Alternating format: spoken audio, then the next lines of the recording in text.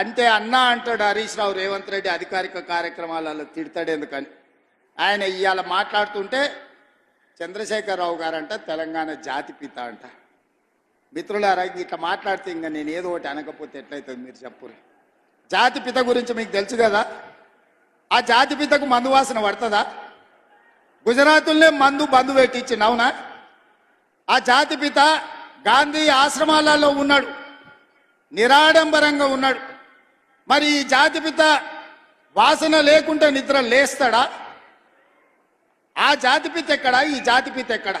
ఆ జాతిపిత ఎక్కడో చిన్న చిన్న దళిత వాడల్లో జీవితం గడిపితే 100 ఎకరాల ఫామ్ హౌజుల్లో ఈ జాతిపిత గారు ఉన్నారు. ఈయన జాతిపిత ఎట్లయితాడని నేను అడుగుతున్నా. అసలు పోల్చుకోవడానికన్నా పొంతన ఉండాలి కదా. పులిని చూసి నక్క వాతలు పెట్టుకుంటే వాతలతోనే నక్క పులి అయిపోతుందా?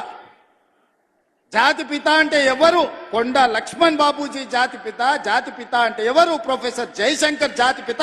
ఏ పదవి లేకుండా సర్వం త్యాగం చేసి ఈ దేశం కోసము, స్వతంత్రం కోసము, తెలంగాణ రాష్ట్రం కోసం సర్వం దారబోసిన కొండ లక్ష్మణ్ బాపూజీనో ప్రొఫెసర్ జయశంకర్ తెలంగాణకు జాతిపిత అవుతాడు తప్పితే నోరు తెరిస్తే అబద్ధాలు చెప్పేటోడు, తెలంగాణ రాష్ట్రాన్ని దోసుకున్నాడు, 100 ఎకరాల ఫామ్ హౌజులు కట్టుకున్నాడు, 1,00,000 కోట్ల రూపాయలు సంపాదించుకున్నాడు, టీవీలు పేపర్లు పెట్టుకొని అబద్ధాలను విషప్రచారం చేసేటోడు తెలంగాణ జాతిపిత ఎట్లయితాడని తాటి చెట్టులాగా పెరిగినాయని నేను అడుగుతున్నా.